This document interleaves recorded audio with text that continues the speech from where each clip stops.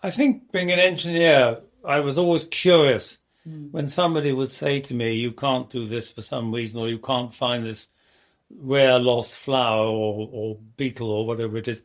I would say, why not?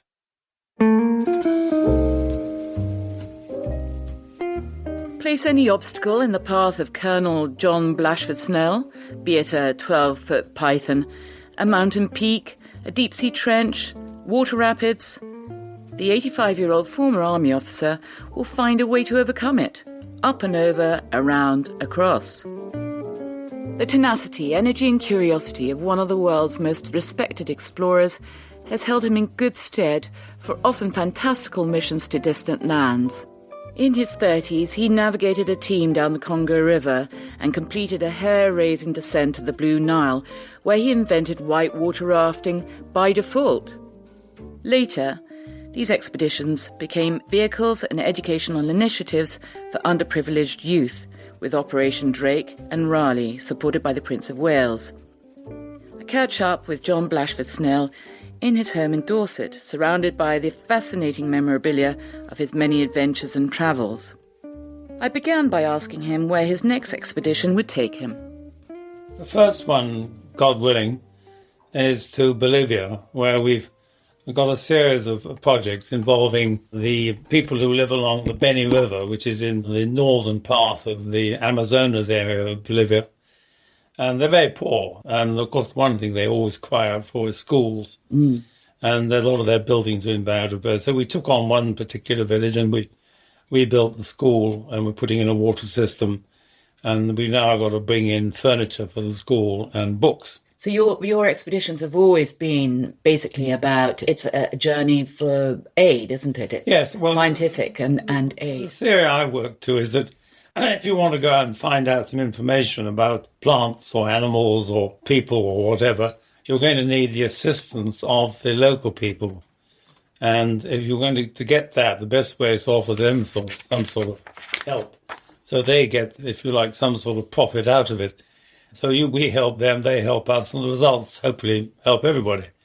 And in the case of Bolivia, we're interested in particular in an unusual type of alligator that was seen by reasonably reliable sources some years ago. It's about 18 feet long, and it has a strange head, which, according to the witnesses, has horns sticking upright from the top of the jaw, a bit like a rhinoceros in a way. And it blows steam upwards when it comes up, which that is possible. And I then did some research and discovered that such a creature had been caught in 1909 and was held by the Bronx Museum in New York. Goodness. And it was called the horned caiman.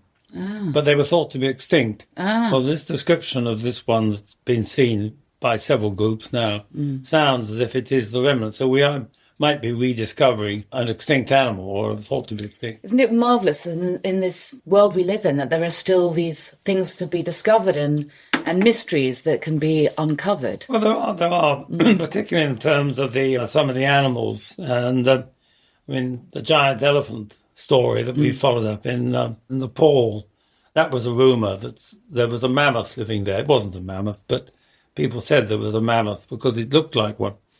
And we went out and found actually what it was a gigantic elephant, far larger than the normal Asian elephants. We found out that there was possibly some sort of link with a creature called a stegodont, which went back millions of years and had the same sort of deformities as the one we were able to photograph and see. Goodness.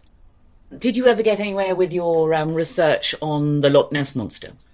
Well, the Loch Ness Monster was a fascinating story. I got involved in it through Sir Peter Scott, who was alive then.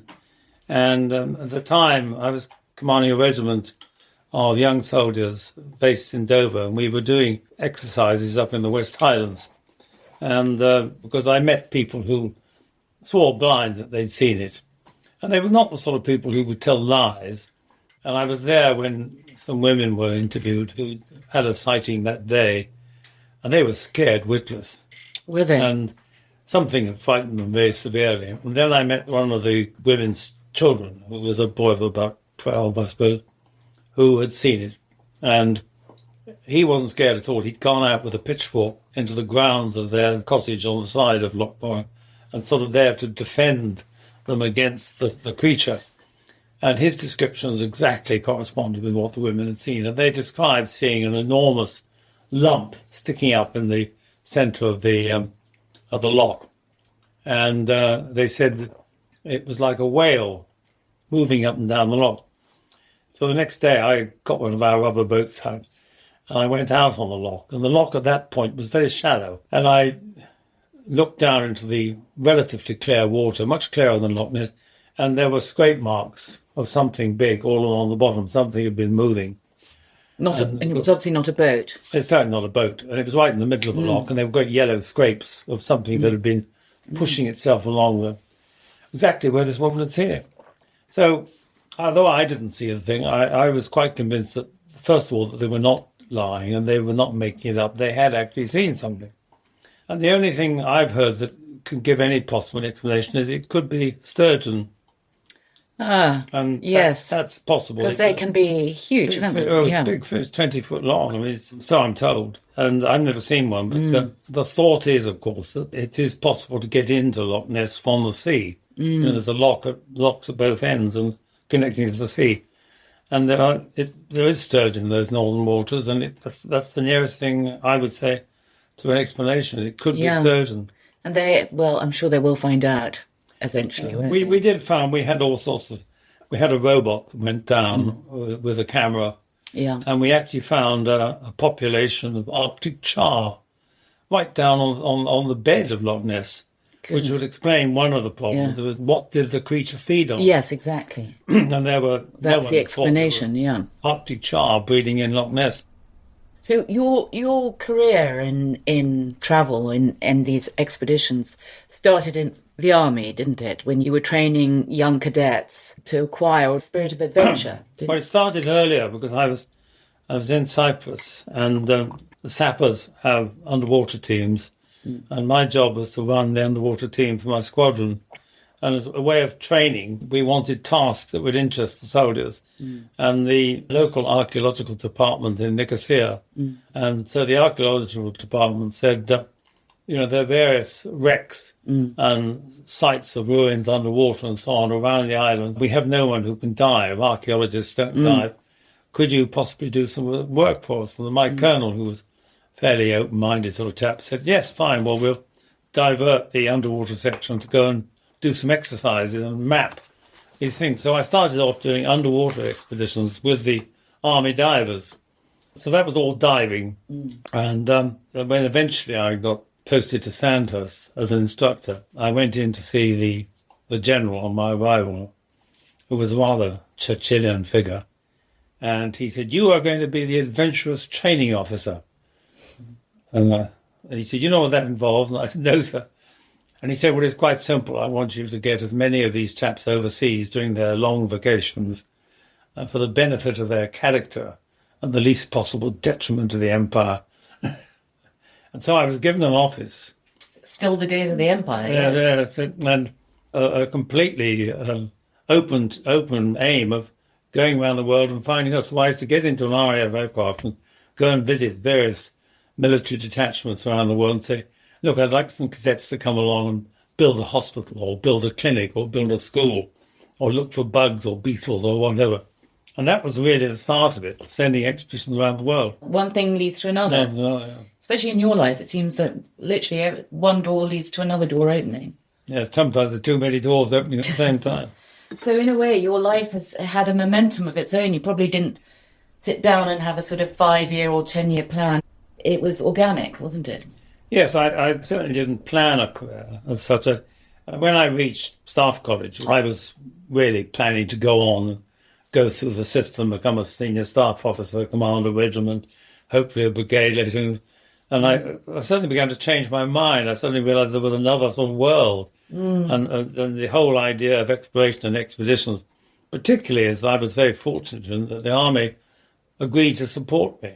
And without that, it would have been very, very difficult. And later on, of course, it led on to Drake and Raleigh, again with military support.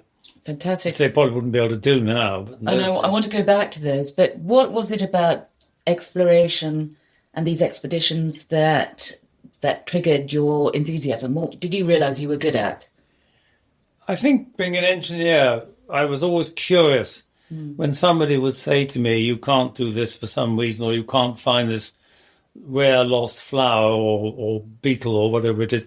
I would say, why not? I mean, people used to say, are you keen on climbing? Would you like to climb Everest? And I'd say, well, if you asked me to, I'd put a scaffolding up the side. I wasn't really interested in sort of pitting myself physically against something, but what I was interested in was finding a way. And this is really, I mean, being a Royal Engineer, we were always taught to look for ways of getting roads through mountains or railways. Way around it.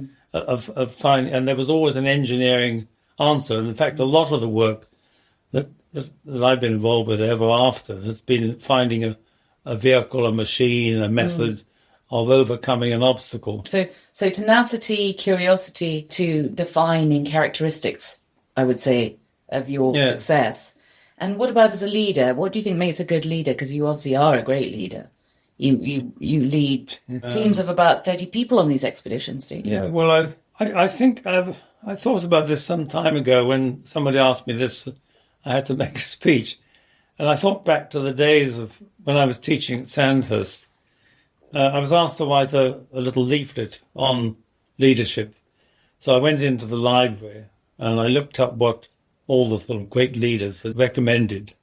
And I think Eisenhower had put down 8 qualities, Churchill had put down 10, and Montgomery, not to be outdone, had put about 22. And I realized that the cadets couldn't possibly remember all these qualities that they were meant to possess to be a great leader.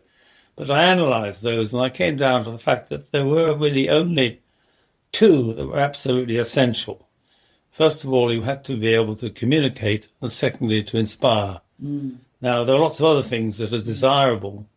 And if you think back to all the great leaders in history, whether they or let's say good leaders, but leaders, they had those qualities. Absolutely. And I know you work a lot with the young people and disadvantaged children as well. Do you, when you're trying to inspire them with this spirit of adventure, because I think you believe that pitting yourself physically against challenges is good for building self-confidence, isn't it? Yes. I mean, I think it was the Prince of Wales in his maiden speech at the House of Lords said that young people today need the challenges of war in peacetime. God forbid there should be a war, but undoubtedly young people do respond to a challenge. Do you think that they should get more of this from school? Well, yes, I think so. But part of one of the problems with I haven't been in schools lately, but in the days when I used to go around talking to schools and universities, I noticed that gradually the amount of teaching that had to go on was getting more and more concentrated, and there was no time for these extramural activities. The teachers just hardly got time to correct the homework at night and get the results out, and for them to say, can you also referee a football match in the afternoon as well? They just hadn't got the time. So Operation Raleigh and Drake, how did that come about? Was that Prince Charles's initiative? Yes, it came about. Drake was the first one, and it started with this speech that the Prince of Wales made at the House of Lords. And we, in the Scientific Exploration Society, was planning a whole series of expeditions around the world, not necessarily connected. And then we had one of them was the Great Congo River or Zaire River expedition, which again, we were fortunate and the media supported it. We had the Daily Telegraph again, and we had the Survival Anglia television, and the previous one, which had been the Darien Gap, again, we had the media with us. So they did attract a lot of publicity.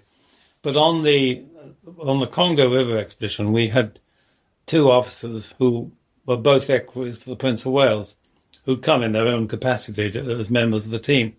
And after the expedition, they talked to him about what we'd done.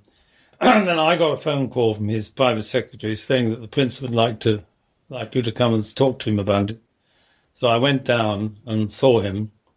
And he said, damn it, you can do this with 2 or 3 young people. Why can't you do it with 200 or 300?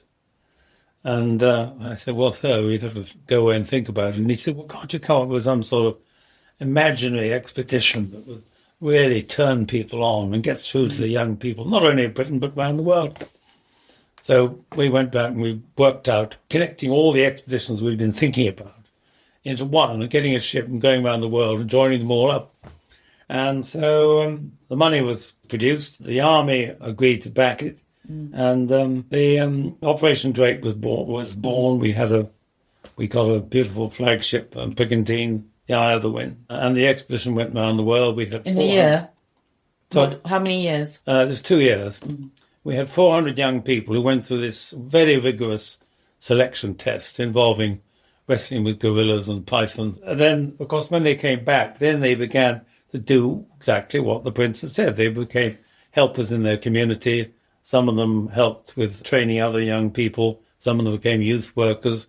And it began to work really well. And the prince, meanwhile, had said, when he was halfway round, you can't stop now. Do it again on a bigger scale. I thought, God, it was bad enough trying to keep the money because it was always a struggle, even with all this support. And so we sat down got drawing up another one, and we said, well, if we had a bigger ship, and if we had 4 years instead of 2, and we could take 4,000 young people, not 400, and we were swamped, and 56,000 applied.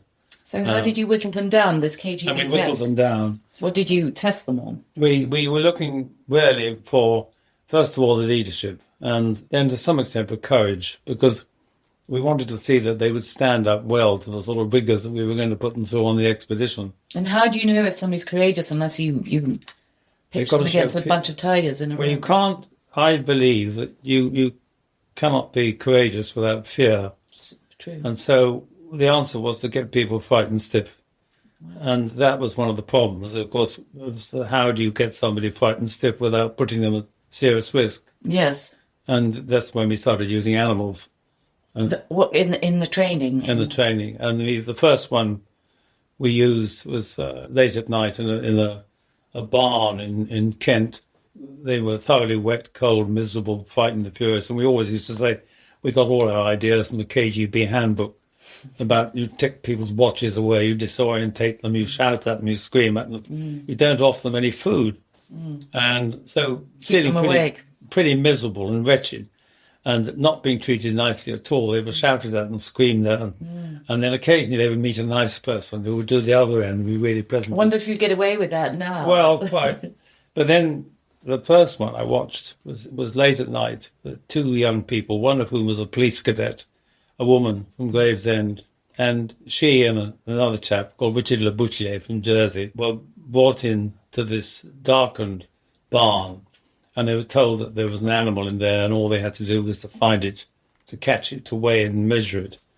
And we said it's quite harmless if you handle it carefully. And they looked around with their torch and so on. And suddenly the girl jumped back, and she'd pulled aside some sacks, and beneath that was a 12-foot python. Did she scream? Oh, my God, I hate snakes. And Monty, of course, we called him. They're quite big. And he began to uncoil and slide across the floor with his tongue flickering.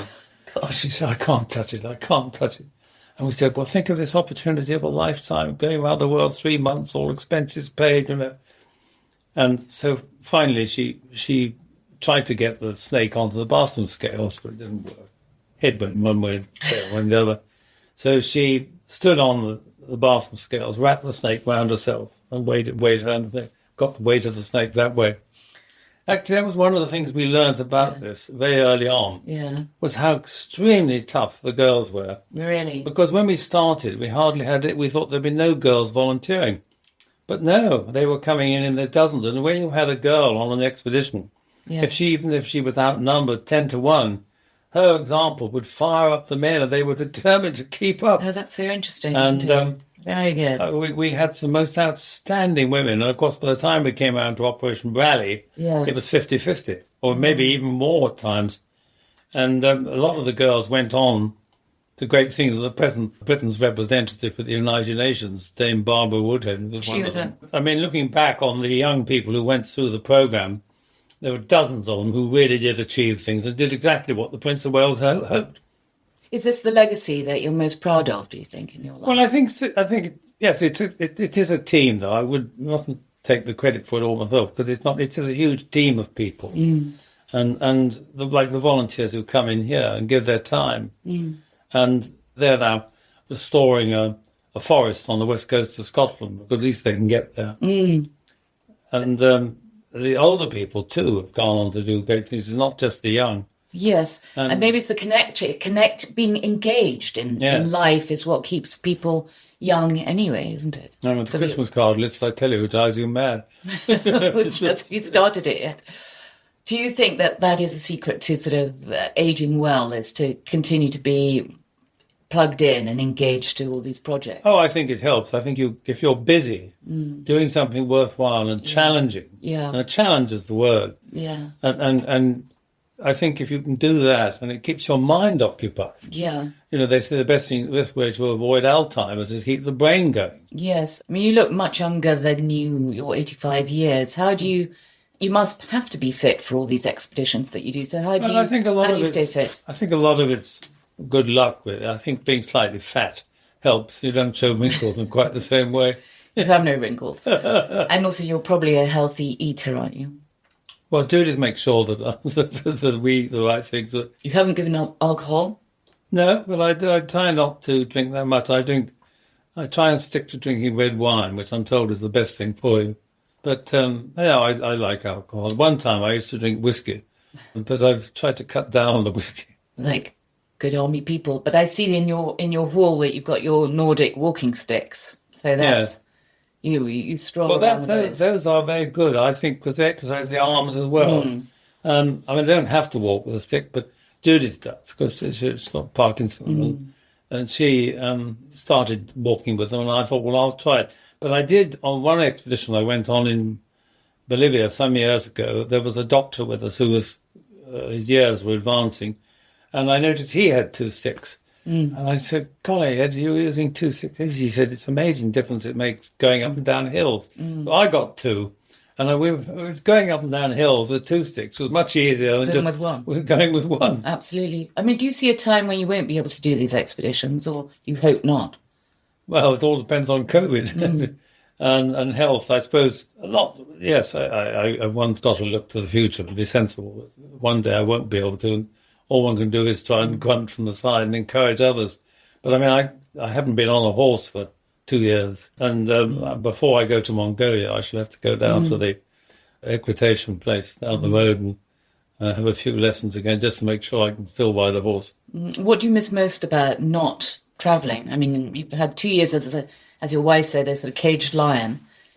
Well, a kindly caged lion, she said. But what do you miss most? Is it the sort of waking up in the morning and the different smells of the ground? Oh, I think the unknown. I think I miss the warmth in England. You know, it's always a bit. I feel the cold in England when the damp, but it's been so lovely to get back into the tropics. And I also miss, I suppose, meeting the people, the different people, the challenges. I mean, there are enough challenges here and keeping the SES going. We're always raising money, and we're raising money for the thing in Brixton or the thing in Liverpool or whatever.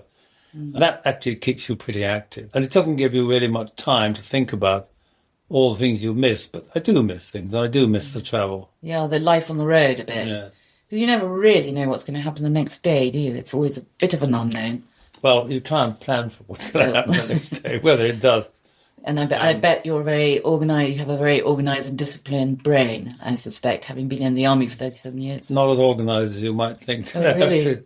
No, I think one tends to flit slightly from one thing to another. And, you put things to one side and say, "Oh, I'll do that tomorrow," and they say, "No, you mustn't. You must do it now." And you're often referred to as the last of the great British explorers. Oh God, no, I hope not. Why, yes, we hope it goes on, don't we? Exploration isn't going to come to an end, is it? No, I don't think it is. I mean, there's an awful lot still to do, right up in space and underwater. And there are. I mean, I'm particularly keen with the bursary scheme that the Scientific Exploration Society is running now. And, we have this awards that we give out every year. And that's particularly encouraging because there are lots of young people, not all of them British, from all over the world, who are going out and doing exciting and challenging things. And there are more and more coming to them. And once COVID is over again, and I think we've got to think about that. One day it will be over. I'm sure COVID may well go on forever, like flu, but there will be a chance to travel again. And there are good things to do and challenging things to do. So I think we've got to go on encouraging more and more. And look at some of the young people who were involved in Leveson Wood. There was one of the young blood who came for advice many years ago. And Bear Grylls, another one. Bear Grylls' father, I used to know, father and mother. And Bear appeared over the house one day, flying over in a flying machine, and he landed in the field behind here. Actually, very amusing, because just behind him came another flying machine, which had 2 people in it. And when it landed, I went over and had a chat with the man, and the youngish girl and her teens sitting on the back of this paramotor. And I said to her, are you his girlfriend or whatever? And she said, no, I'm his sister. She said, I'm at school in Shaftesbury. Oh, I said, she said, I'm at St Mary's. I said, really? What does the school think? It's a boarding school. What does the school think you're doing this afternoon?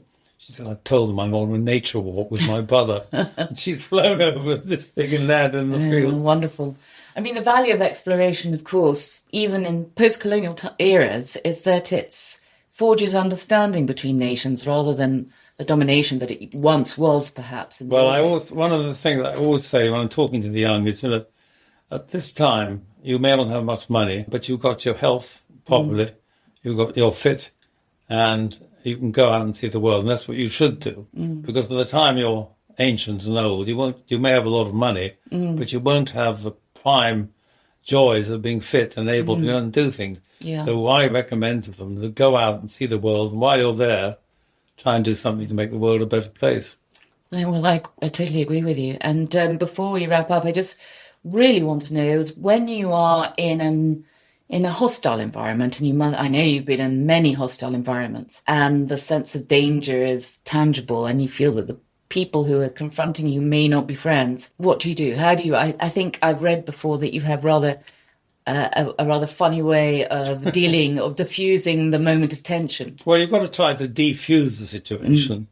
In Papua New Guinea, we had to be very careful indeed, because a lot of the nomadic tribes and people living in these remote areas where they've never seen anyone in the outside world. I mean, we did meet one group. We were the first outsiders they'd ever seen. But these people would react in a hostile way if they thought you endangered them. And so one of the things I got hold of was a laughing machine, which I've still got. And it was quite simple, because you turned it on, it made hysterical laughter. And it was very hard for someone to be hostile when actually they're forcing them to laugh. But there were all sorts of little tricks. You could give a gift like a mirror. Well, people used to joke about mirrors being given to natives. But actually, you give someone who's from a very simple background a mirror, and they look at it, and see, well, this is something new. And then you smile, and a smile makes them smile. So I think in danger, you try to smile. The biggest bomb I ever had was when we were attacked in Ethiopia, and the people who were attacking us were too far away to see whether we were smiling or not. And so they started shooting at us. But it's really a question of trying to defuse the situation. And are there places in the world that you still haven't been to and would like to visit? Oh, yes. I mean, I always want to go to Kamchatka in Russia. Me too. Because I'm passionately fond about tigers, and I'd love to go and see the tiger there, which is the Siberian. And I got a good painting in my study on one of them. I've never seen a Siberian tiger. I've seen lots of films of them. I've seen plenty of the Bengal tigers.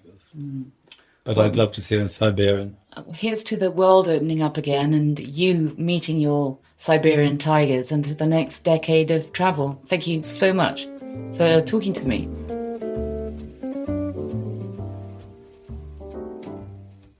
If you've enjoyed today's show, you can hear more episodes in the series by clicking follow wherever you're listening to this, or simply searching The Third Act on Apple Podcasts, Spotify and YouTube. And if you think your friends would love to listen, please do tell them about the series. This episode was produced by Pete Norton and made possible by Auriens, luxurious residences that are redefining later living in the heart of Chelsea. I'm Catherine Fairweather, and I'll see you back next week for another episode of The Third Act.